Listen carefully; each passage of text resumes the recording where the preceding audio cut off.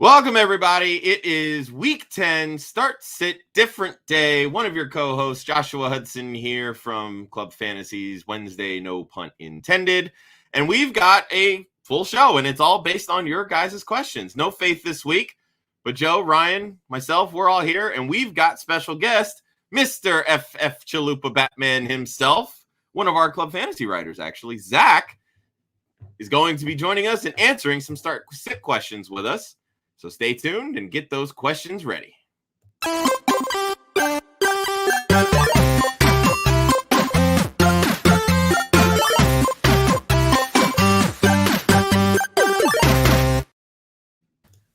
Good morning, everybody. Welcome into Start Sit. Different day. I have just awoken from a slumber. It's 10 o'clock in the Central Time Zone, so it's not like out of the question that I just woke up. Josh, Ryan. That's how you know Zach. you're in your young 20s, early 20s, when you're just waking up at 10 o'clock. I was going to say. Shut up, man. I lost $160 at the blackjack table last night in a record time of 25 minutes. Yeah, I wouldn't want to wake up either, so I get it. The dealer busted twice in a matter of 25 minutes. It was an impeccable run on the wrong side of the table. My son, Battlefield came out this week with early access. Donovan has set a 6 o'clock in the morning alarm to wake up and play his game. So hey, he really is an old soul. Jeez. Yeah, there's nobody in this house sleeping in. Wow. Well, I mean, at least he's dedicated to the game. That's big time. Zach, welcome, man. Thank you. Excited to be here. Heck yeah. Okay. Ryan, I'll read the big news, and then you can get to all the outs and stuff and the weekly articles. The Rams officially have thrown in the towel this year and signed Odell Beckham Jr. So I was going to say both of these signings were so special for you specifically, Joe. Yeah. So I mean, it was nice to know Cooper Kupp's fantasy value for the first 9 weeks of the season. Robert Woods had a good 2-week run. Tyler Higbee's now even more irrelevant than he already was. So, I mean, Matt Stafford is still going to be Matt Stafford, so that's fine. The Rams will lose in the divisional round of the playoffs, so if you bet the Rams in the Super Bowl, sorry, you just lost money. Let me just quickly throw out for Josh, Zach, and even you, Joe. Has anyone heard, is he somewhat going to be active this week? I didn't find anything on that. The So. quote that I read was, we'll see what it looks like. Yeah. There's So a that's chance. a no. But That's a no. I personally wouldn't bank on it. No. That's a no. I assume if he does play, it's more of a very small package and probably more of a decoy role. But So one they target, haven't one really catch, said one anything touchdown. officially. One target, one catch, one touchdown, wide receiver 50 on the week. Yeah. That's what it is. And then biggest news of the week, Cam Newton back in the NFL, back home in Carolina. It is hard to downgrade from Sam Darnold, but the Panthers did it. The Panthers did it. I'm not a hater. It is not hating when he can't throw a football anymore. It's not hating. Kendrick Bourne has more passing touchdowns to a wide receiver through 7 weeks of football, or now through 9 weeks of football, than Cam Newton did last year. That's not hating. That's just facts. That's just facts. There are multiple position players in the NFL that have more passing touchdowns. I just can't believe how much they paid him. Yes, 4.5 guaranteed and 10 total in the contract. Yeah. The amount of money that they're paying quarterbacks this year, 2 of which don't play for them. Unbelievable. Just Unbelievable. Or I guess it's one. very, very quickly. Who would you rather have start, PJ Walker or Cam Newton? Josh? Okay, Ryan I've seen seen Cam PJ Walker play. It's not good. Okay. So I would lean Cam, but it's not. It's Zach? close. Zach? Still going to go Cam Newton. All right, guys. So Was clearly, PJ Walker on your list of 73 quarterbacks, Joe? I don't know. I saw PJ Walker start against the Lions last year, and he looked like dog shit. So I don't know what that tells you. Ryan, that's a good question. I forget because I was looking at depth charts. I'm not sure if he was signed. I don't think he was at the time to Carolina. So I don't believe so. Just for that reason, he wasn't signed to an NFL roster. Again, no, it's not even a question of I would rather have PJ Walker play than Cam Newton. It's not even close.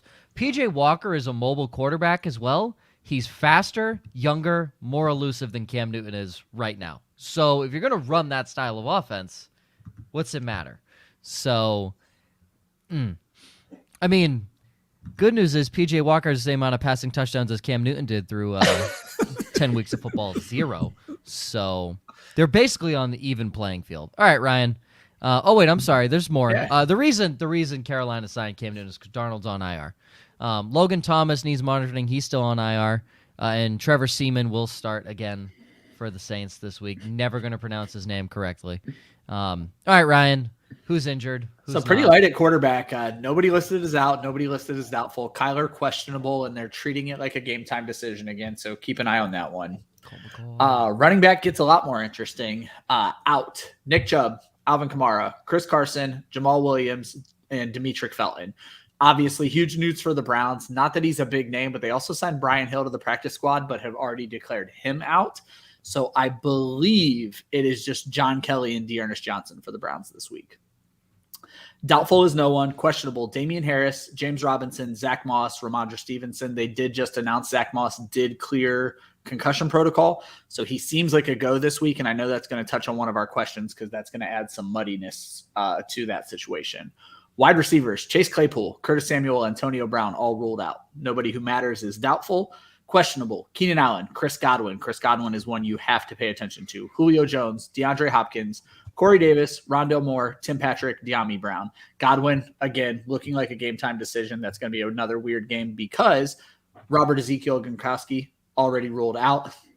Antonio Brown, as I mentioned before, is out. So pass catching is going to be interesting in that game. Could be a huge Mike Evans week. With the tight ends, as I mentioned, Gronk is out. Nobody is doubtful. Jonnu Smith is questionable, but they have already talked about using him in running packages, so I fully expect him to play. Albert O, also questionable, but he was questionable all last week and played. Kickers, a lot of movement on kickers this week. Austin Seibert is out for Detroit. Ryan Santoso is going to kick for them. Greg Zuerlein is still on the COVID list, not looking good for him to play. So they signed Liram, Hairulahu. I've been working on this all morning, and I even have it written phonetically. Yep. Liram Hairulahu will kick for Dallas. And then, as always, Nick Folk, questionable, and we're going to hit the articles as we kick out of this show. But I do want to give Zach time. Zach wrote an excellent article for our website, his favorite trade targets for the week, and I'm sure we're going to talk about a lot of those guys this week. But, Zach, you write for a ton of different sites, and every bit of content you put out is great. Do you want to go ahead and just pitch yourself for the people real quick? Sure, appreciate it. I've been writing for about 7 months now. It's been a lot of fun. I'm doing a few different things. So right now, this is my first article in season with Club Dynasty. So that was a lot of fun to do. Yeah. I do a weekly tight end and QB streamers article with Fantasy and Frames. It comes out Thursday mornings. And then on Monday nights, I do a waiver wire show, the Tripwire Pod, as part of Triple Play Fantasy to get that out every Monday night for the Tuesday waivers. Sweet. Nice. Heck yeah. Zach, I'm sure you didn't have Liram Hairulahu on your pickup list. I'm a Cowboys fan, and I didn't even know. So that's fantastic. I looked at every possible team that I have that I could just throw in a kicker that I don't care about. I picked up Liram Hairulahu in a dynasty league, just to plug him in a kicker.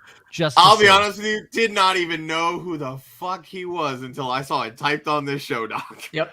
I will. Here, you I want put his in the work background? to go look up his YouTube highlights to find out how to pronounce his name. You want to hear? Well, I saw you type his name, and then like 3 minutes later, I look on the sheet and he spelled it out phonetically. I try to pay these guys their respect. On Sleeper, there is one page of news on him. Literally one thing of news, and it is Ink's deal with Dallas. That's it. He is 31 years old. He is 5'11", 205 pounds. He's pretty built, and I think he's kicked in the NFL before because his experience is 1, so it's not a rookie. Interesting. And his college, Western Ontario, Canada. I actually knew that because when you watch college highlights of Liram Hairulahu, you get almost no commentator whatsoever because it's literally just like team tape. So you're just watching him kick field goals and then hoping for the one odd TV game so you can hear somebody pronounce his name. It's absolutely amazing. So I hope he comes in and just lights the world on fire. That's why I picked him up. That's why I picked him up. I'm projected to win like 272 to 160. So if I mess up on a kicker, I think he might drop 272 his own. Fantastic. It's kind of week I'm looking for out of Liram. 17 50-yard field goals. That's right. 17 50-yard field goals. All right. As these questions roll in, the first one from Elixirs. So we've acquired that Zach Moss is healthy. Yep. He will play, most likely. If so, what is he doing with Singletary? I know Josh said earlier in the week, doesn't matter, you're still playing Singletary. Zach, Ryan, any differing opinions there? I think it has to do with who else you have at running back. Like for me, I'm missing Kamara in one league. I'm missing Chubb in another league. So you might not have a choice to play one of them if you roster them. But I think if they're splitting work, it's not a terrible matchup. But I don't feel good about. I don't feel confident about either one if they're both playing. But you might not have a choice this week with the running back injuries. Yeah, and it's with the Jets, you expect there should be high running volume. In the last 4 weeks, neither of these running backs has hit double-digit carries, but specifically Singletary has not only not hit double-digit carries, he's been hit or miss in the passing game. He was very involved against Tennessee, very involved against Jacksonville last week, and a lot of that played into, I believe, the Zach Moss injury because he went out in the middle of that game, didn't he? Mm-hmm. So is that going to be the case? Because if he's involved in the passing game, the Jets are awful against the running back. We all know this, and it should end up being a blowout. I just don't like that nobody's hitting double-digit carries at all, and Buffalo obviously looked very weird last week. I would say with Moss healthy, I'm probably avoiding Singletary unless I'm in a situation similar to Zach where I've lost Kamara and I've lost Nick Chubb. So the last 2 games where Zach Moss has like started, finished, and obviously I'm excluding last week because he left early. So in week 6, Singletary played 45.5% of the snaps. And then in week 8, Singletary was at about 34.2, I believe it was. Like he's still getting a decent amount of run. And in week 6, he outscored Zach Moss against Tennessee. This is a prime matchup for not just one of these guys, but for both of them because they're still using them in a pretty heavy split, kind of similar to Gordon and Williams in Denver. So I think there's plenty of room here for both of these guys to hit 10-plus fantasy points and be decent flex plays with RB2 upside. So I have zero issue rolling out Singletary. Again, and part of it's going to be, do you have Chubb out? Do you have Kamara out? Or, it's in a plethora of these other running backs that are missing time. You're going to end up with some of these like nominal RB3s that are being thrust into starting spots because you just don't have anybody else. I don't hate Singletary this week at all. As much as I hate to prove Josh right, I decided to go do my favorite thing and look at splits. So the Patriots, Damian Harris and James White, both 13-plus points. Denver, Javonta and Melvin, 13-plus points. Tennessee, that was the game where Jeremy McNichols, 16-plus points for their 2 backs. Cordero Patterson in Atlanta, you almost have to count differently, but it's still 12-plus. Then Damian Harris and Brandon Bolden did it, and did J.J. Taylor. And then Jonathan Taylor and Naheem Hines did it. So there have been multiple games this season where multiple running backs from the same team have torched them. So I am now eating crow, and Josh is absolutely right. So who are you starting, Zach Moss or Devin Singletary? Because he has both of them. Josh? Probably Moss, if you have both. Because it does seem that he's getting more of the passing down work that Singletary kind of started having more at the beginning of the year. But I don't really think there's like a choose wrong there, if that makes any sense. Okay. Zach? I'm going to go with Moss now that he's healthy for the same reason. He just seems to lean lately more towards passing work, which, assuming you're in a PPR or half PPR league, you're going to want that advantage between the two. Ryan? If they play Moss, they're obviously confident in him. I'm also going to lean Moss. He's the starter. Singletary's going to pick up the junk work at the end, assuming there's junk work after what happened last week. Clean Zach Moss sweep. He will more than often find the end zone of the 2 running backs. So I will lean Zach Moss there. As we wait for more questions to come in. Ryan, did you bring up James Robinson in the injury talk? I forget. Questionable. Questionable. Okay, that's what I thought. So if James Robinson doesn't play, because I have, I'll bring up a question of my own. If James Robinson doesn't play, who would you put in? Marvin Jones or Robert Woods? I'll start with Josh. Marvin Jones or Robert Woods? Marvin Jones or Robert Woods, because my other options are Sterling Shepard, bye. Rondale Moore, injured. Darnell Mooney, bye. T. Higgins, bye. Tariq Cohen, bye. Boston Scott. This doesn't feel like much of a debate for me. I would roll out Robert Woods with no hesitation. Okay. Yeah, Zach? I'm good with Woods. Sorry. Yeah, Woods. I mean, if I said Jamal Agnew, different conversation. I'm just kidding. Ooh. Still Robert Woods. That's I fire will right second there. that, Zach. And Agnew's probably a guy sitting out there in waivers. I like having other waiver guys on the show. We know the names, man. The only reason I asked that question is because Indy is the fourth worst fantasy defense against wide receivers. That's the only reason I asked that. And Robert Woods obviously has not done what we expected him to do. I hope I don't have to make that decision.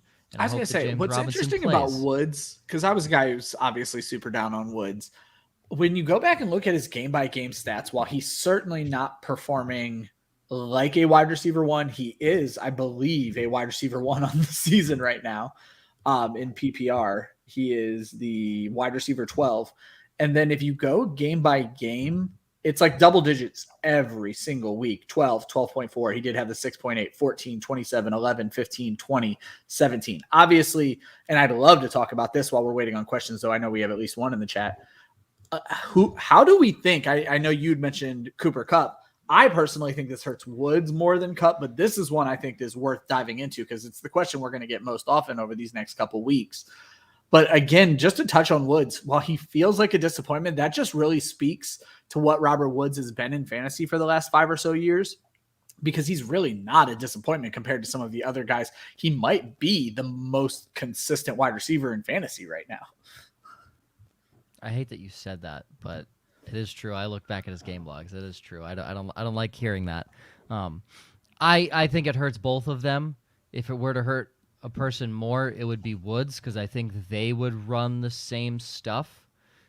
They would kind of be they would run the same route tree and run the same whatever they're, the X or the Y, whatever they are in the offense. They would kind of share that role, whereas Cooper Kupp is going to be the number one target no matter what. But again, I don't get the signing. Odell doesn't help you beat the Titans. I said this to Josh. When Josh sent it to me, I'm like, Odell doesn't help you beat the Titans. He doesn't. Odell doesn't help you beat any other team that you're losing to or that you might beat in the future. He's not going to put you over a touchdown. He's not going to put you over the top. The signing makes no sense. It makes no sense in my opinion. Now for Odell, he wants to be there because LeBron James is in LA, and those two are buddies in the locker room, and he cares about more than just football. Obviously, I think we know this as his personality, but he also picked the team that he believes gives him the best chance to win a ring, because once he wins a ring, he doesn't care anymore. But Julio Jones doesn't have a ring, and he was one of the best wide receivers in the NFL, one of the top-paid wide receivers in the NFL. Randy Moss didn't get a ring with the New England Patriots. Antonio Brown didn't get a ring until he became the third receiver in Tampa Bay, but here's the catalyst. Matt Stafford's not Tom Brady. So these top wide receivers that everyone's so excited when they go to new teams never win a ring. So if you think the Rams are winning this year, you're wrong. They're going to lose in the divisional. I had them losing in the championship. Now they're going to lose in the divisional because they added Odell. That's how much worse their team got, in my opinion. Wow. What does it help? It only hurts. It only hurts the rhythm of that offense. Anyone, please disagree with me, but it only hurts the rhythm of that offense that has been, they're 7-2 on the season. Why would you fuck around with that? But I don't see McVay and Stafford falling into the trap that, Kitchens and Baker And I'm not even going to say that Stefanski did it because that's why Odell's not in Cleveland. But we saw Kitchens and Baker and forcing the football and fucking up the rhythm of an offense. And if you're basing it strictly on that, I agree with you. I don't think the Rams will fall into that trap at all. I think they're going to use him to do what he can do. I saw a very interesting tweet, and I'm always awful about crediting tweets, but if you said it, you're smart. Desean Jackson asked out to go sign with the Raiders, and you would figure Odell knows exactly what he's walking into, and he's likely just to be the Desean Jackson deep threat. He's not as fast as Desean. Not even close. Probably a better 50-50 ball catcher because Desean Jackson doesn't have to catch 50-50 balls because he's 10 yards behind the defender most of the time. So I guess that's the role he's going to play. I don't see it being as disruptive as you do. I just don't know that the fantasy value is there for Odell Beckham.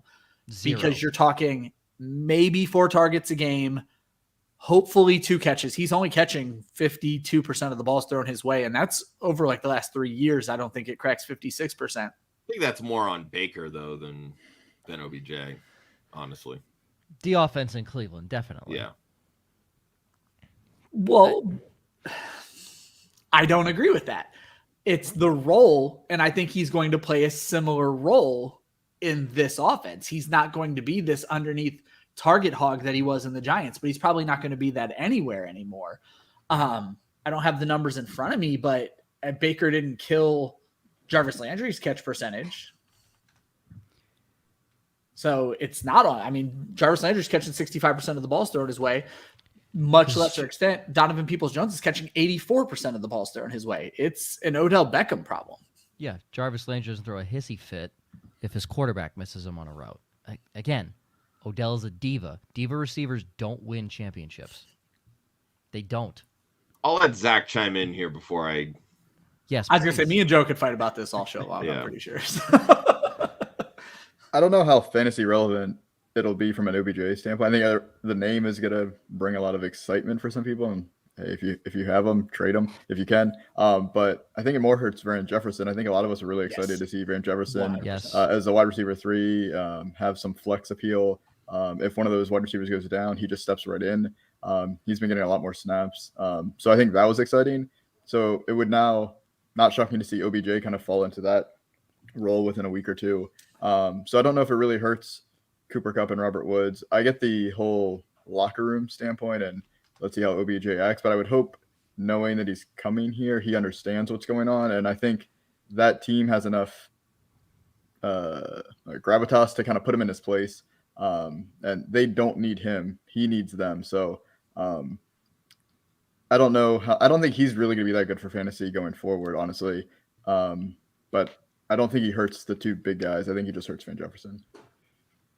That's fair. My biggest thing here with OBJ kind of fitting into this offense, and Ryan, you brought up kind of the Desean Jackson points. OBJ can do, like, he can play the deep role, obviously not as fast, but the difference is that OBJ can actually run all the other routes that Desean Jackson can't run because he's just not good at them.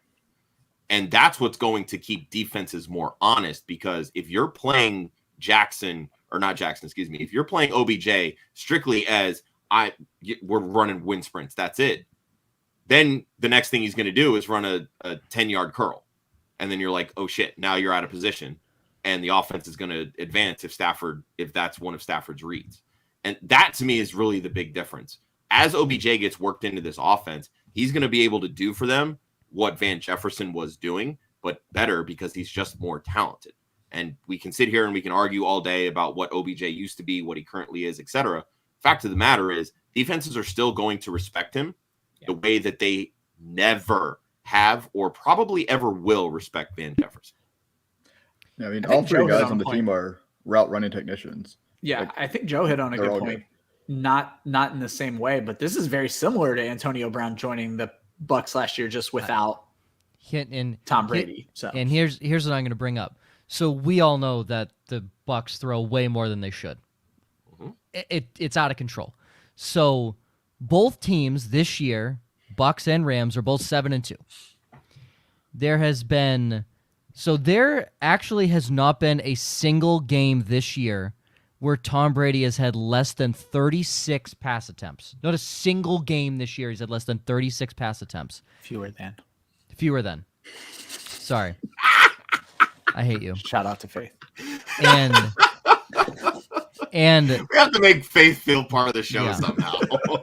and in what's their record right now? They're 6-2, right? Because they had their bye week. Yeah.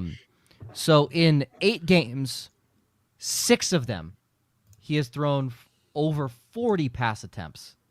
So there's only 2 where he's been under 40 pass attempts. Matt Stafford has had 3 games over 40 pass attempts. Yeah, Both of them, or 2 of them, were in losses. So he had to throw. So I say he threw when he needed to. He threw when he needed to. Odell in fantasy, worthless. Absolutely worthless. So if you listened to Ryan 3 weeks ago and dropped him, congratulations. Exactly. You did the right thing. Don't be kicking yourself. No. Odell is worthless. As I attest on the show, I take my own advice. Dropped him in a bunch of leagues. Could not care less after the signing with the Rams. The only thing that I find interesting is if you didn't drop him, I would love, DM me, hit me on Twitter. I would love to see the trades that Odell is going in this week. Yes. Okay, let's jump into some of these questions because there are a lot popping in here. So let's fight through some of these. From Aiden, is Ingram a start this week or does he stick with Melvin Gordon against the Eagles? I personally love Mark Ingram this week, so I will go with Ingram. Josh? I'm riding Melvin Gordon. I don't even care about the splits. Okay. Zach? I'm going Melvin Gordon. I like that Ingram's alone, but I don't like the look of that offense this week against that tough defense. Okay. Ryan? I'm with you. Mark Ingram all the way for me. Okay. The Chosen Rose. Love Dope the name. Love it. Beneficial to drop Tim Patrick for Russell Gage? No. Never. I love Tim Patrick. Zach with the aggressive east to west shake. Ryan, Josh? I personally would lean Gage. I would hate you. too, and I say I'm a Tim Patrick lover that I would have put Just myself less just competition below for Joe. targets at this Yeah. point. Ugh. I mean, if Calvin Ridley were there, then I'd say, side with Patrick. But Tim Patrick. yeah, give me Gage for right now. No. Chosen Rose, I think you're new. I'm normally right in these situations, so don't listen to these two.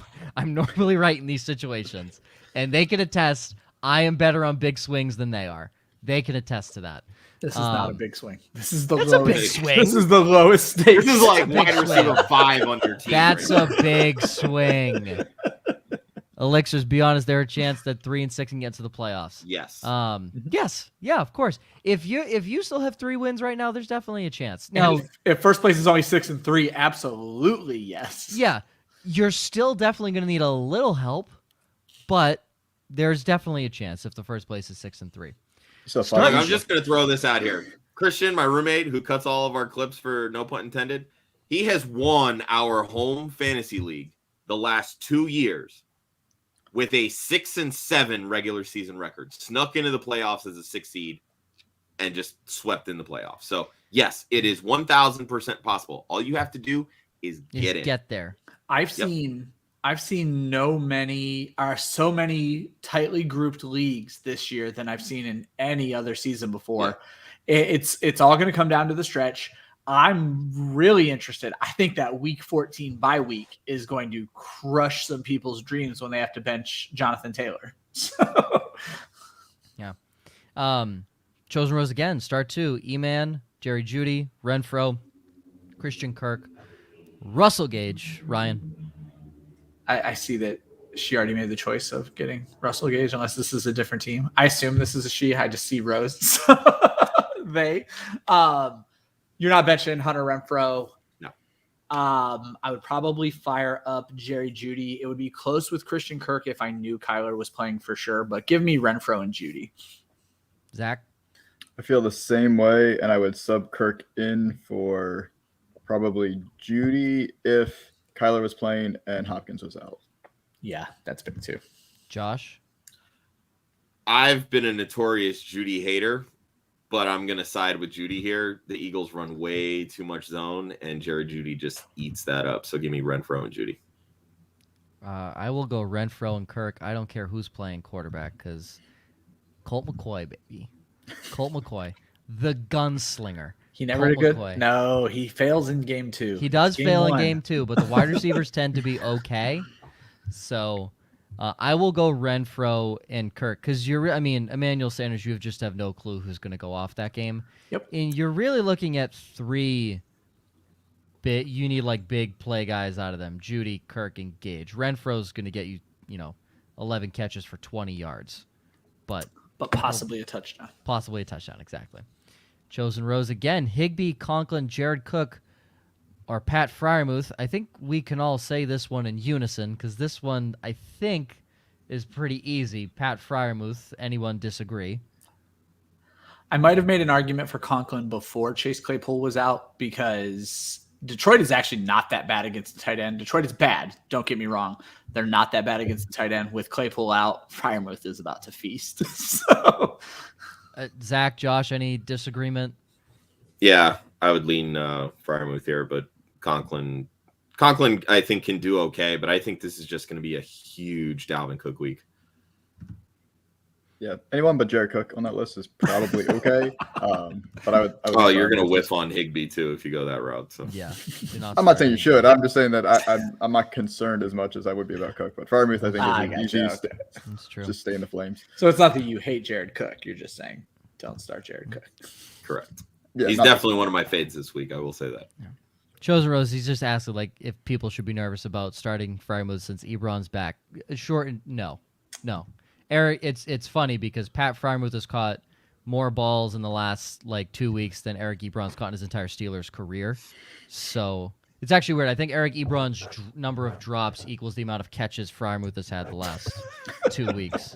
So Eric Ebron is garbage. And yes, he's playing his old team. Doesn't matter. Pat Freiermuth is going to absolutely rake this week. And kicker question, specifically for Josh, who loves kickers. Younghoe Koo or Nick Folk. So Folk is at home. Are the Falcons at home? Doesn't matter. They're in a dome. They're in a dome? Because they're playing Dallas, right? Yeah. They are in Dallas. Either way, it's inside. I'll go with Koo. I think that game's more high scoring than Patriots Browns. And they're both top 5 kickers in the NFL in terms of accuracy, so you can't really go wrong. But I'll go Koo because I think it's higher scoring. Zach? Same. And also, he's inside, so yeah, that just always gives me an edge in kickers. Yep. Ryan? I'm with it. Josh? Sure. Yeah, Please, fantastic. whatever. Josh pays Don't do attention. Kickers, man. No kickers. After this week, should Elixirs pick up Peoples-Jones and drop Michael Gallup? Yes. This week is the biggest question on that because Gallup is going to answer that question for you this week. And Joe, you kind of talked about this a lot. Don't read a ton into what Donovan Peoples-Jones does this week because J.C. Jackson might give him fits. But what Michael Gallup does this week should be huge. He's had all this time to rest. He's going up against a bad defense. If he comes out and is 5 targets, 3 catches, 25 yards, yes, make that drop immediately. So yeah, because Donovan Peoples-Jones is going to be 2 targets, 0 catches. And no one's going to want him after. Or he's going to be 2 targets, 1 catch for 99 yards and a touchdown. Yeah. He either has 0 catches or 1 catch for 80 yards and a touchdown. Yeah. One of the two. And it literally all just depends if the Patriots decide to put Jalen Mills on him for even just a single play. Just a single play if they put Jalen Mills on him. Donovan Peoples-Jones ruins my downside wide receiver this week. Ruins it. Oh, absolutely hate it. Aiden, so he's going to put Melvin in the RB2. Does it make sense to put Ingram in the flex or start Jarvis Landry or Cole Beasley in the flex? So would you rather have Landry, Beasley, or Mark Ingram in the flex, Ryan? I guess my issue is I don't know who Bill Belichick is going to shut down, but I'm leaning that it's going to be Jarvis Landry. So I would go Melvin Gordon and Ingram. Okay. Zach? Yeah, going with the running backs. Josh? Yeah, I think I would lean Ingram here. I'm curious, Joe, if they end up using Jalen Mills in the slot, I feel like that's going to be beneficial to Jarvis Landry. It will, but they don't tend to use Jalen Mills in the slot. They'll use Jonathan Jones, who also plays the game blind. So, but here's the thing. Jarvis Landry, He's not as fast as he used to be. Well, they're also just not a high volume passing offense. Like No, they He's want to not run fully the football. healthy. Yeah, no, it's true. Here's the thing. J.C. Jackson he's not going to slide and play on Jarvis. It's just not going to happen. He's not going to play on Jarvis Landry. J.C. Jackson barely played on Keenan Allen, and he doesn't play on good route runners. He plays on deep threats. I do think it's Jonathan Jones against Jarvis Landry, but my guess is they're probably going to shadow someone to help Jones because the number one option in that offense right now is Jarvis Landry. So normally that's the guy that Belichick does key in on. He may just go on the premise this week that they don't really have a threat and they're just going to play straight up. But he played against Jarvis Landry twice a year when he was in Miami, and he knows how good Jarvis Landry is. Despite he's lost the step, he's not as good as he used to be, he's playing injured, he still catches everything that comes to him. Like, he still has very good hands. Yep. So I think they throw Jonathan Jones on him because Jones does have the speed to catch up to him when he fucks up. So I'm going Mark Ingram. I like Mark Ingram better because he'll get more consistent carries. You have no clue what Cole Beasley is going to do and what that second wide receiver, I guess, in the Bills' offense is going to do. Also, Dawson Knox is back this week, so that's going to put another wrinkle into the fold. And again, how you beat the Jets is running on the the football ground. anyway. Like, we've seen it numerous times. Like, the Jets are good in fantasy against wide receivers because everybody just runs against them. Yeah, as a wide receiver, it all comes down to what you can get in the first half because the second half is the running backs. Is useless. So. Yep. Yeah, if you're like if you're forced to start Landry this week in some leagues, I don't hate it because there is a good. I'm starting him. Yeah, I would say there is a good chance he finds the end zone, literally simply because Jonathan Jones sucks. Like that. That's simply because why, and there's always that catalyst. What if Jalen Mills is on the receiver I'm playing? If Jalen Mills is on the receiver you're playing, it is a guaranteed fantasy points right there. It is not even a question. If I'm a quarterback and it's a passing play, whoever number 2 is lined up on, I'm throwing them the ball. I don't care. I will lock eyes on them the entire time they're running the route, and I will still throw and complete the pass because Jalen Mills sucks. So, Mark Ingram, bottom line there. From G, Mark Ingram, Dearness Johnson, Tyler Johnson, Elijah Moore, Jarvis Landry, Bryan Edwards, pick uno. If Chris Godwin doesn't play, I would go Tyler Johnson of this group. Now, Dearness Johnson is interesting because the Pats' run defense sucks. They did hold McCaffrey somewhat in check last week, but that was on a snap count. And snap count. New England was also up most of the game as well. I would start Tyler Johnson. If he's the wide receiver 2 I just think week, you're I would start contractually Johnson. obligated to never say Dearness Johnson. I am contractually obligated to never say Dearness Johnson. Yeah. Even if it's against one of the worst run defenses. I say it's Dearness Johnson by quite a bit for me. Zach. Yeah, it's between Ingram and Dearness Johnson for me. Just because of the touches that they're both going to get. I feel way more comfortable compared to everyone else on that list that at least they're going to touch the ball at least 10 times, which is probably more than that. I'd probably lean Dearness, but I wouldn't fault somebody for going Mark Ingram. Josh. I'm going Dearness Johnson. There's nothing about that Saints offense right now that I like. And without Kamara, I know everybody is all up in arms because, Ingram's going to get all the work. Like, okay, cool. He had a lot of the work last year and didn't do shit with it. Well, G, if you love me as a brother, Tyler Johnson. So good. The one thing I want to throw out because it was a big swing and a miss for me was I thought Demetric Felton was going to take over a lot of the receiving game work that Kareem Hunt normally would have had, and it funneled to Dearness Johnson. He's already ready to take that role, and he's going to see all the carries now. There could be a truly obscene amount of work if Dearness Johnson can stay healthy. Johnny Sousa, Mark Ingram, or Dearness Johnson? I think we kind of just answered that for everybody. Dearness Johnson. Yeah, Dearness Johnson was the answer there. Harry, should he trade DJ Moore? Trade for. Sure, DJ Moore or Terry McLaurin. DJ Moore now has a robot throwing him the football. So, Terry McLaurin. Not I was even trying a to see if I question. could have made an argument not quarterback wise about this. I mean, you definitely can make an argument quarterback wise. So the last 5 weeks, DJ Moore has scored no more than 13 fantasy points. He's had no more than 73 receiving yards, no more than 6 catches. He hasn't found the end zone since week 4 against Dallas, where he found it twice. And that was in garbage time where he found the end zone. Yeah, I was gonna twice. say it's Garbage time points are still points. Yeah. Garbage time points are still points. He put up 37 that week. Here's the thing. He has combined to barely put up 37 since. I mean, Terry McLaurin hasn't been great either. It's either been, wow, that's amazing, or wow, homeboy shit the bed. But essentially, Like, that's exactly boomer what DJ bust. Moore is right now.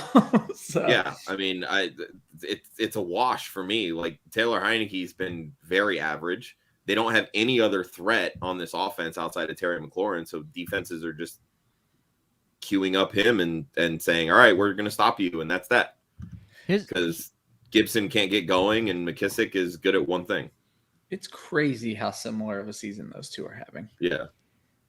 I mean, the only thing you can really latch onto with DJ Moore at this point is that he's had a 1,000-yard season with Cam Newton before, and Cam Newton wasn't really throwing him a ton of deep balls then either. I guess I would say, and again, this comes down to Cam Newton. Does DJ Moore have a safer floor? Because you're not dealing with the 3 for 23s that we're seeing out of Terry McLaurin. That would be my only argument. Excuse me. That would be my only argument, is that DJ Moore now has rapport with the quarterback who is in there now. I did not have the show up on the screen when you talked while yawning. I had no clue who was saying that. I'm looking at my stats, and I was like, who is talking right now? Sorry, that was me yawning.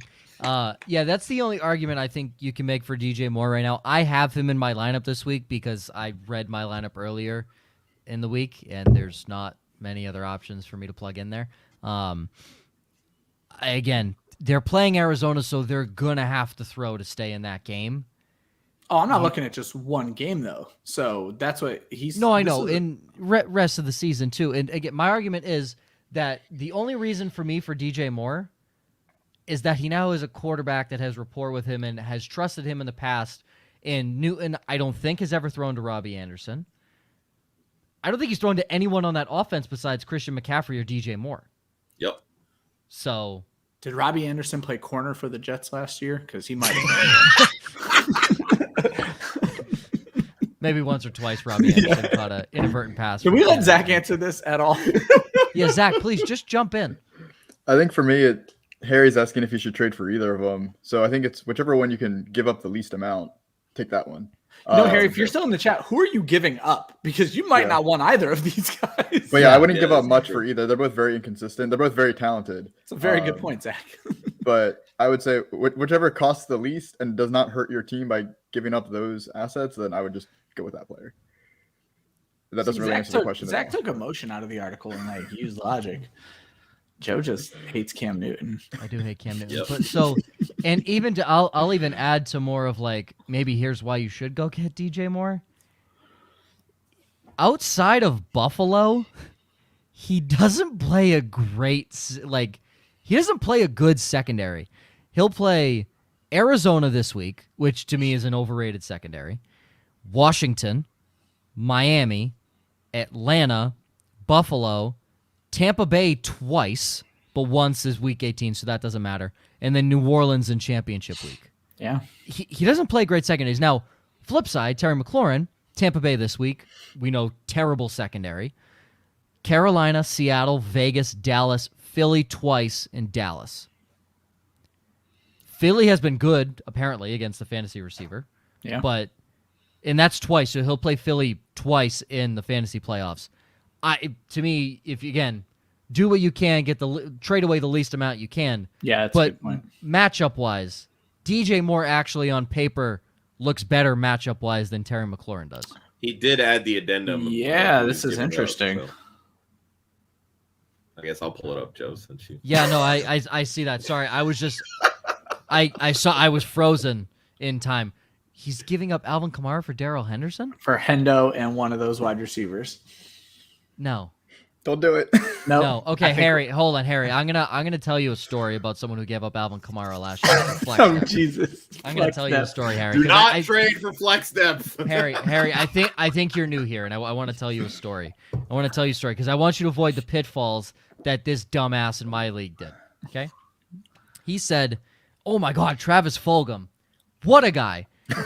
Was on the practice squad to start this year, unsigned, was bagging groceries at his local Jewel Osco in Philadelphia, whatever local grocery chain they have there. He's like, oh my God, Travis Fulgham. He put up like back-to-back 30-point weeks. I need Travis Fulgham. So he goes, trade talks. He's like, okay, I want Travis Fulgham. I'm going to trade with this person. Guy declines it, didn't really want him. He then says, you know what?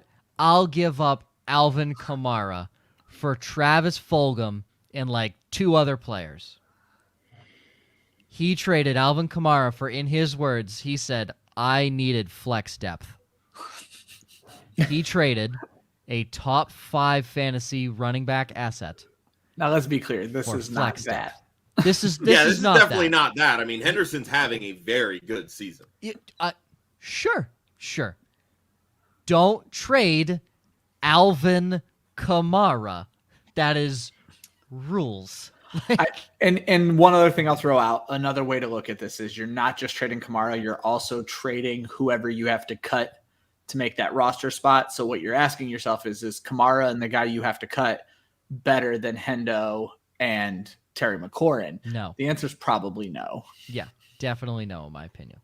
Or So probably yes, the way I phrased the question. You want Kamara and the guy you have to cut. you want keep Kamara. Yes. If you need a receiver, there has to be someone on waivers. Yes, 100%. go sign Hunter Renfrow. Go sign Hunter Renfrow. But Desean Jackson signed with the Raiders, and they're playing the Chiefs this week. We know Derek Carr loves throwing deep. They just lost their deep threat to awful circumstances. Yeah. And I'm sorry, Desean Jackson is better at age 34 than Henry Ruggs would have ever been in the NFL. Desean Jackson might not be a bad play this week against the Chiefs because whatever the Raiders are against the spread, bet that and the money line and parlay them together so you can win about $1,000. They are curb stomping the Chiefs this week at home. D'Ernest or Melvin Gordon? I say That's they're an just hitting interesting on all the greatest hits this week. All the D'Ernest Johnson questions this week. I know, Josh, you're high on Melvin Gordon this week.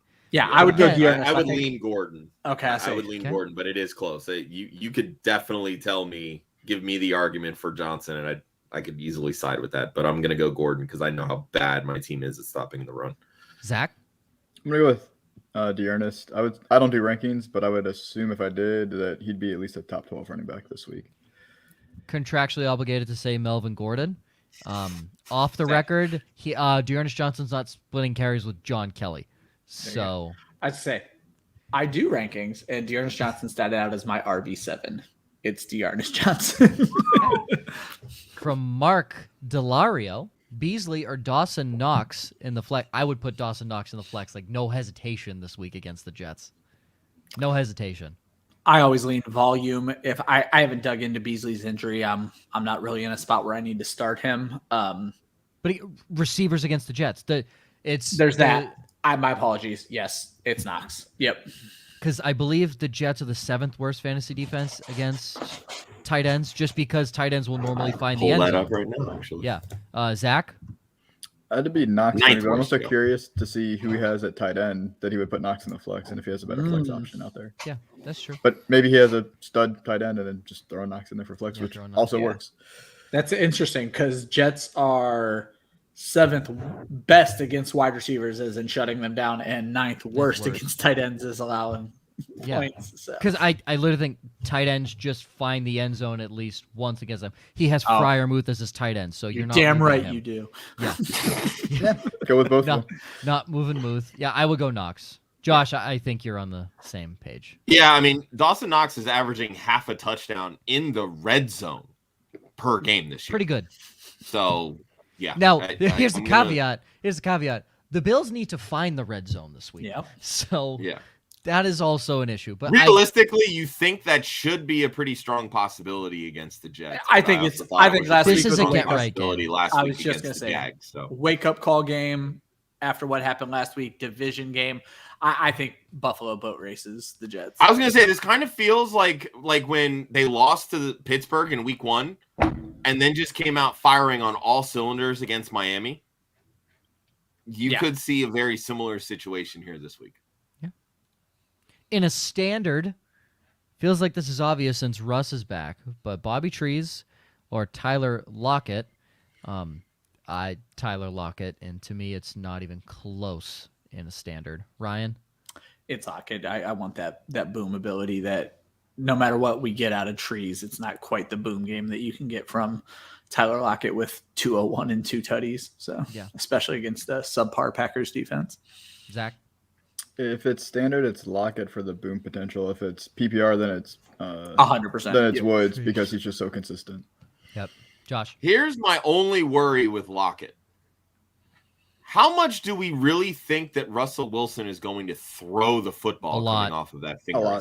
A lot. It's Pete Carroll. What does he care? Well, there's Alex Collins. Alex Collins. Here's what I said. So if you guys remember right when the Russ injury happened, people were like, is he even going to come back this year? Is he going to use this as a way to force a trade at the deadline? He's back the first week he's eligible. That tells me he is ready to sling the football. So. Literally, he tried to throw after he got cleared. hurt. Yeah. What was it? He was medically cleared on what, Monday? Yep. And he's like, "Oh yeah, I'm good. Let's roll." The Packers do have a decent run defense, so I think as much as Pete Carroll's going to want to run the football because he's dumb and that's who Pete Carroll is, they're just not going to be effective at it. So they're going to for that one play. Yeah. From Aiden again, TJ Hawkinson or Pat Frymouth in the same game. This is a fun question. This is a fun question because TJ Hawkinson has been getting a solid amount of targets as a tight end. I feel like he was better earlier in the season. He's kind of died off because Detroit, I think, has just given up on the season. Yeah, but they just added Josh Reynolds. Come on now. They're going all in, baby. I think he had a big game recently with some crazy targets and receptions. Josh Reynolds is still employed? Question mark? I would lean Pat Frymouth. I think he gets in the end zone easier than Hawkinson does. I say easier is like he'll have more opportunity to get in the end zone. So I would go Freiermuth, but it's tough. The way Ben Roethlisberger looked at Pat Freiermuth after he caught a touchdown was like a Hallmark We all want movie. that kind of love in our life. Yeah, exactly. It was like the look the heroine gets in a Hallmark movie. So I don't even look at my wife anymore. I just put that picture up just to show her how much I care about her. Does Marlia know who Ben Roethlisberger is? Yes. Okay, fantastic. Marlia is a fantasy champion. You I forgot. She is a fantasy champion in a league that you have yet to win. No. Wait. Won last year. Oh, you won last year. Damn it. You won last year. That tiny ass trophy. Congratulations. After what, 15 years in that league? 15, actually, yes. Love that. For what it's worth, I'm going to side Hawkinson. With Freiermuth, I feel like you're still chasing touchdowns. With Hawkinson, you're going to see the volume, and I want the volume. So words out of my mouth. I went and looked to see touchdowns allowed by Pittsburgh. They've allowed 2 tight end touchdowns this year, both to backup tight ends, Foster Moreau and Will Dissly. So it's unlikely that Hawkinson finds the end zone. I call those typically when you see the backup tight end score, it's like a freak touchdown. So it's unlikely that Hawkinson scores, but he definitely has the safer floor. I play for ceiling typically, so I would go Freiermuth in this situation. Zach? So Hawkinson hasn't scored since week 2, and I was going to talk about Freiermuth being hot for the last few weeks. But Hawkinson's last 3 games has been 11 targets, 9 targets, and 11 targets. So I like that. You just don't get that out of tight ends. No. Yeah, so I lean towards Hawkinson, and then like we kind of talked about it in a previous question, can you fit Pat Freiermuth in your flex? There you go. I don't know who your other flex options are, but I think Hawkinson's actually safer just because of his target volume, whereas Pat Freiermuth has done well. I think he's gotten like 7, 7, and 6 targets his last 3 games, but that's not 11, 9, and $11. That's a big difference. Call out 31 targets in 3 games. It's nuts. How many tight ends don't have 31 targets this season? It's ridiculous. Anthony, Josh Jacobs has been pretty involved in the pass game since returning. Can we count on 4 to 6 targets to his complimentary 14 to 16 carries weekly? Maybe this week with the defense they're playing against, but I wouldn't count on that week in and week out. They've just been such a weird team because Kenyon Drake has also played well, but it hasn't been in the passing game, which is kind of what we expected out of them. But as an RB2, I'm all with Josh Jacobs. I don't know that we're ever going to see top 5 Josh Jacobs consistently, but top 15 Josh Jacobs is fine. Zach? Yeah, I'm fine with playing Josh Jacobs, but can you count on that? I wouldn't say you can count on it. It's possible, but I would not lean towards 4 to 6 targets every week. But I have no problem playing Josh Jacobs as your RB2. Josh? Yeah, same thing. He's an RB2, but counting on targets, not really in it. I love Kenny Drake this week for what it's worth. Last 3 weeks, he's been over 16 fantasy. Yeah, I'm starting him in a few leagues out of necessity. Straight up, like that. You want that type of production. And again, it's not saying that Josh Jacobs hasn't been putting up points as well. He has. I mean, last week against Philly, or 2 weeks ago, or whenever the hell they played him, he finally had over 70 rushing yards, which he hasn't done all season. So I think it's starting to trend up now that Gruden's not there. You got Olsen actually taking over play calling, and they, you spend a first round pick on a running back, give him the damn football, and it's kind of what they're doing. So fun stat, not counting TJ Hawkinson, only 20 tight ends on this entire season have 31 targets. So TJ Hawkinson is a top 20 tight end based on his last 3 weeks by themselves, because tight end is trash in fantasy football. Facts. Absolute facts. Last one from Elixirs.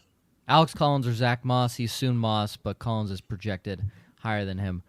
Projections could be the dumbest things on the face of the planet, especially on ESPN, where they think IBM knows everything. Even as someone who does projections, they are hard and do not overanalyze them. It's especially because they're predicting half touchdowns and things along those lines. It just gets very weird. So don't read a ton into projections ever. Zach Moss is in the far better spot. So never read Ryan's projections is what. Oh, sir. I mean, I don't. He doesn't post them. I don't post projections for that exact reason. I post my rankings, and my rankings are based on my projections. But there's no way I would have the balls to be like, he's going to score 13 fantasy points. I don't know. 13.67 according to ESPN. There you go, Zach. Yeah, I like Zach Moss' situation better. Again, I'm assuming half PPR or PPR in this. But I don't know. Alex Collins is. I mean, yes, he's playing, but he's coming off an injury too. He's still not probably fully healthy. Zach Moss did have a concussion, but I feel much more comfortable with him from a muscular standpoint of it. He's not dealing with like a hamstring or a neck or anything like that. It was concussions are terrible, but if he's cleared, he's cleared. So for me, I'm going to lean Moss, but it's not a crazy question, but I think it's still Moss just for that offense. If it makes you feel better, I have Zach Moss at 11.84. I have Alex Collins at 9.31. It's Moss for me. I want these guys are very similar, and I want the guy with the better matchup. So give me Moss. Zach Moss. Yep. 9.31. So that's a touchdown and 31 yards rushing. I have it as half PPR in my defaults right now, so it's 42 yards rushing, 1 catch, 1 touchdown. Wow, electric stuff right there. Yeah, proud of you, Ryan. Proud of the things you bring to the table here. Boom. With this team. Projections suck. They're so stupid. They're so stupid. They're absolutely stupid because you'll get projections like. What? Jonathan Taylor will be projected like 15 points one week, and he goes for 43. He'll be projected like 23 the next week. He'll go for 10. That's the thing. So I never project huge games like that. I've never given anybody more than 2 touchdowns in a game, first and foremost. Like, who the hell is projecting 3 touchdowns? So 2 is the absolute most I'll give. And then I get iffy giving someone more than 10 targets on a week. I'm just like, I understand those games happen, but it's crazy. You cannot predict or project those games. It's just impossible. I mean, I'm looking at projections right now, and Shaq Barrett is projected 20.5 fantasy points, comparative to Nick Bosa's 15.7. Yeah. I don't get that. I don't understand it. So projections are bullshit. Pay no attention to them. I've been projected multiple times to lose games and have won. I think I had like an 11% chance to beat Ryan in the Dynasty League, and I beat him. Yeah. So projections mean no, especially. Oh my god, sleeper projections are the worst. I was gonna say I adore Sleeper as a website. I want to throw that out there, but their projections, whatever the algorithm, I guess their sucks. winning percentages. I'm like, oh, like yeah, it's bad. Sleeper algorithm projections and winning percentage projections, bad, terrible. it's rough. All right, hour on the dot, boys. We did it. Good show. Thanks for joining, Zach. Thanks for having me. Appreciate It was you, man. fun. I was told there was stuff that's going to happen at the end. Yeah, Josh is gonna do some stuff. Oh, great. Oh, I get to read off Fantastic. the articles. Oh, I can Okay, do cool. it. I didn't know who you wanted to do it. Oh, I got it. It's fine. Let's do it. As everybody knows, aside from all the video content we do, mostly here on YouTube, or if you're watching us on Twitter, Twitch, Facebook, wherever, we write articles too, guys. ClubFantasyFFL.com. We have a lot of weekly articles that we do. Our guest today, Zach, just on Monday actually dropped a trade targets article, which has been so far the most viewed article on the site this week. But every week we drop our waiver wire pick 'em up column on Tuesday mornings, I believe, Ryan. Yes. Correct me if I'm wrong. Nope. Of course, the window for that's only about 24 hours, but sometimes some of those people don't get added. So you can always check that out throughout the week and see if maybe one of those guys is still available. There you go. We also drop our DFS report every single week. Obviously, that's designed to help you guys set your DFS lineups on DraftKings, FanDuel, potentially even Yahoo if you use that. We have our Blurred Lines article, which is all about sports betting. Joel Worth, one of our newer writers, has absolutely been crushing his picks the last couple of weeks. Yeah, yes. And it's, again, taking the human element versus the analytics and finding the blurred lines, as the title suggests. You're so my, funny. Yeah. My weekly confidence plays drops every Friday morning. We typically also have our dive into Dynasty bi-weekly. Unfortunately, Drew's been dealing with some work stuff, so he hasn't been able to get that out. And then on Fridays as well, we have Chris Molina, one of our other writers, who does his Thrive props, which picks 5 of his favorite props, which basically gives you half the work as you pick your weekly lineups heading into the weekend. Typically, we also have our Cash Grabs article from Kira, our lead DFS writer. Unfortunately, work got in the way, and that's kind of the sad state lately, guys. Work is important, and sometimes we have to handle business. But our weekly DFS and Chill podcast, which is typically on Thursday nights, will be on Sunday morning this week at 11:15 Eastern time. And Kira's going to have all of her picks on that show with special guest Chris Robin. And as you are seeing here, we do weekly videos all the time. Starts a different day every Saturday morning, no pun intended. Wednesday nights at 7. We typically also have our Oh Captain, My Captain videos. Every once in a while, we'll preview the Sunday night as well as the Monday slate.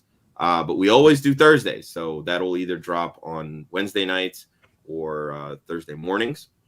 And then Ryan has his Stream of the Week videos that we do on Thursday mornings as well. It's just highlighting some of the top streams at quarterback, tight end, defense that after waivers pass could potentially still be available in, I believe, 50% or more of Yahoo leagues. Yep. And then Ryan also has his Thrive prop lobby big swings, where you can add some money or win some money there, And Ryan's been doing quite a bit of that lately with his parlays. 3 out of 5. 5 There you consecutive go. weeks. So be sure to tune in there. I believe we drop those on Saturday. Yeah, right after the which show, is helpful basically. because they do change the lines every so often. Yep. Which is a good thing because sometimes it works in your favor, as Yep. I know Ryan knows. And it actually For sure. saved everybody from a bad one this week because there was one that it went up by 6 yards and I was already scared of that one. So I kicked that one off of the list. It was Deandre Swift over 41 yards, changed to over 47 this morning. And I'm not betting that against the Steelers. So Don't blame you. Yep. But yeah, the short answer, Follow the website, clubfantasyffl.com, but be sure to hit that subscribe button on our YouTube page. We just gave away a signed Javonte Williams UNC jersey. I shipped it out Thursday morning. I got to reach out to Steve to make sure he received that. But I also found out that he's a writer with Dynasty Nerd. So at least I know that a college Javonte Williams jersey has a good home, as he is a huge Javonte Williams fan. So when we hit that 300 subscriber mark, I'll spin the wheel again and give away something else. And we've got a lot of goodies in my little treasure trove box in my closet. So yeah, that's not weird to say. No, it's not. It sounded very candy in a van. Yeah, very candy in a van. Hey, I'm gonna throw it. I just put $50 on the Raiders money line this week. So if you want a good bet, they're plus 110 right now. That line is probably gonna gradually move lower towards kickoff. So Chiefs suck, everyone. The Chiefs are garbage. And reminder, they lost twice to the Raiders last year. Real quick, I'm going to answer Elixir's question here. So, Elixir, what I do, because I have so many different items, I just, much like we spin a wheel with all the subscribers that follow us, I do that same thing with our giveaways. So, I have like different players in different tiers based on like popularity. So, like some of the smaller tiers will be repeated on the wheel, kind of working towards more exclusive availability. But whatever that wheel lands on, that's what we give away that week, or kind of like what we did with the David Montgomery jersey. We just got inundated with questions, happened to have a David Montgomery jersey. So I said, fuck it. We're going to give away a David Montgomery jersey this week. So yeah, a lot of fun stuff. There's, I say this a lot. I have a signed Mark Andrews mini helmet. I have a signed Laviska Shenault mini helmet. I have a signed Myles Gaskin jersey. I have a signed DeAndre Swift football. I have a signed Calvin Ridley jersey, a signed Brandon Ayuk jersey. I have a signed DJ Moore jersey. I have. All right, we get it. We get an Allen jersey, a signed J.K. Dobbins jersey, a signed Cortland Sutton jersey. I have all kinds of goodies. So just really kind of depending on the flavor of the week when we hit that subscriber milestone, will kind of depend on what I decide to give away or spin the wheel and kind of go from there. So. Goodies, flavor of the week, closet. This is all sounding. If I was saying any of that with this mustache, I would get swatted. The cops would be. Yeah, I was gonna say. See, Ryan, the benefits of growing a full beard. I'd say I was definitely a little bit of a pedophile type feel coming from Florida down there. The P word. The P word. Really? That doesn't even crack like the top 1,000 things worst things said this like month, guaranteed. 100% true. Doesn't even crack. All right. Get Zach, out of here. I got shit to do. Yeah, I do too. I'm hungry. Zach, thank you for joining. Josh and Ryan, as always. Ryan, you're here tomorrow at 11:15 Eastern. I am. in the morning, not at night. Ryan can't stay up that late. Old man. In the morning, Ryan will be here. Kira's Cash Grabs, right? Is that what we're doing? DFS and Chill? DFS and Chill. DFS and Chill tomorrow, 11:15 a.m. Eastern. Wednesday, no pun intended. Thursday, DFS and Chill again. Hell yeah. Correct? Fantastic. No Club Dynasty this week. Wow, look at that. Full slate of shows for you this week. Big week. And this will be the last week before we take our little Thanksgiving break, on no pun intended. But don't worry, we'll be there to answer any questions as well. Please tweet at us or anything like that. We will answer questions for the Thanksgiving games as well as on Saturday as well. So always remember, defense wins championships, offense wins fantasy football. We will see you on